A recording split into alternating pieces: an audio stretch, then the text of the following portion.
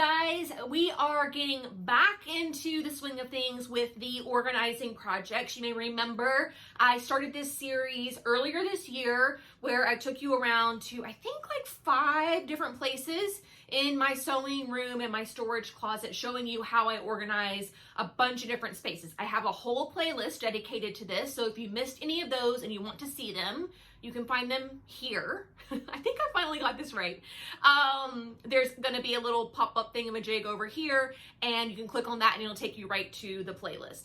Today I'm gonna be showing you how I organize all my indie patterns, all my PDF patterns, the ones that I print out, tape together, or send off to the plotter, who will print them on large format sheets for me, how I store all of those, how I keep the instructions, how I keep the pattern pieces, and all of that good stuff. So let me show you how I have all of those organized. Okay, here they are. These are my PDF sewing patterns. I have them in a clear plastic bin that is intended for files. And when you open it up, and also on the side, you can kind of see the color coded system that I have here. But when you open it up, you can see that I have hanging file, I don't know, expandable file hanging thingamajig. I'm not too familiar with the office terms, but that's what that is. And then in each one is a specific type of sewing pattern. So in the red section, we have accessories. In the green section, we have dresses. Purple is overflow dresses. We've also got all of my Burda patterns. And then back here are tops and shorts. So in a perfect world, I would have all of these labeled with the name of the pattern, but I want to show you how each of the files are organized within the organized filing system. So if you take a look at Seam Work Adelaide, I have these really awesome folders that have the brads in them, and they also have a pocket in the front and a pocket in the back, and they're clear. So what I can do is I can take the PDF pattern instructions and I can print it out on my home printer and then put it in the brads so that it operates a lot more like a book. And that is able to keep all the instructions together. They're all in one place, and I don't have to, go find my computer and find the file. It's all right here. And then in the back folder portion are where all the pattern pieces live.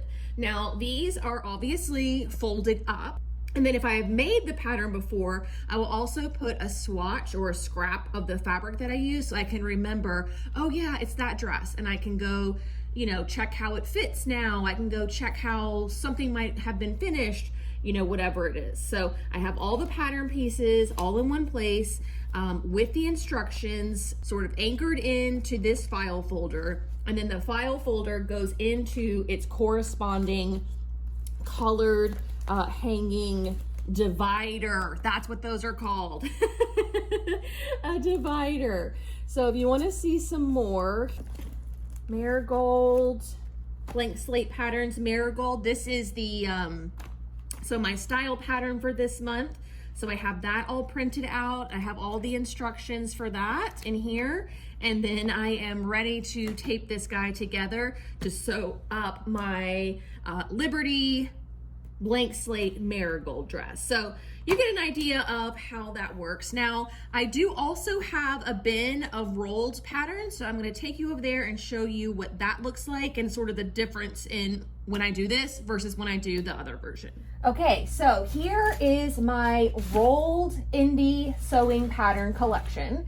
And what enables something to be rolled and stored in this little bin container is if I've had it printed at the large format printer, the one I use here locally, and I have not cut it out yet. That is when it gets rolled up and stored in this bin. So that's what all of these really tall ones are. There's a few of them that I just traced like the Tunic Bible is traced on tracing paper. So here is the full AO file, but I have the individual pieces traced and in the same folder system that I showed you earlier. I also have these little ones.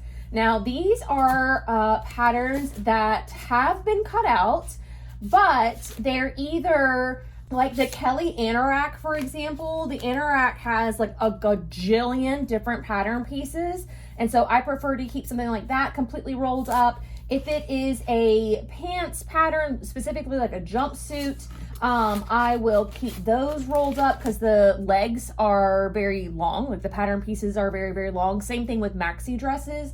And so folding those up and putting them in the folder makes the folder really, really bulky, and I don't really like that.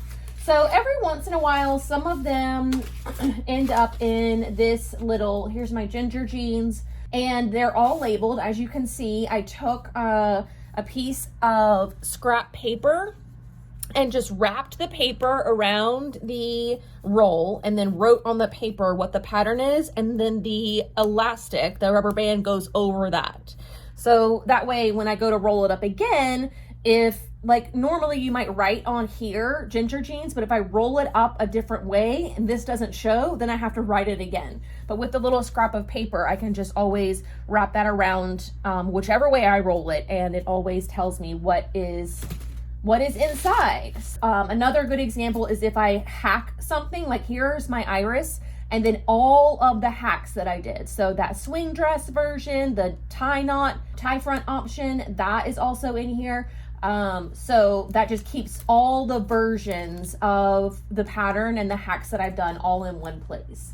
So there you have my rolled pattern, PDF pattern organization. So this system really works really well for me. If you've got, 50 or so PDF patterns, 50 to 75, I think is what I have.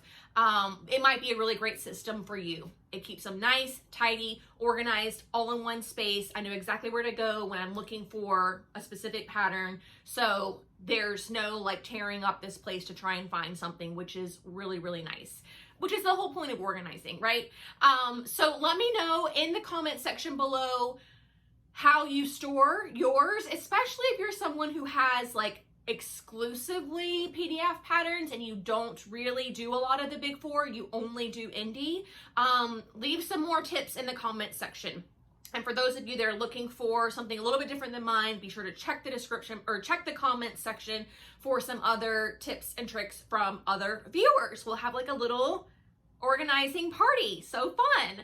But that is going to do it for me today. Thank you so much for watching, and I'll see you all very soon. Bye.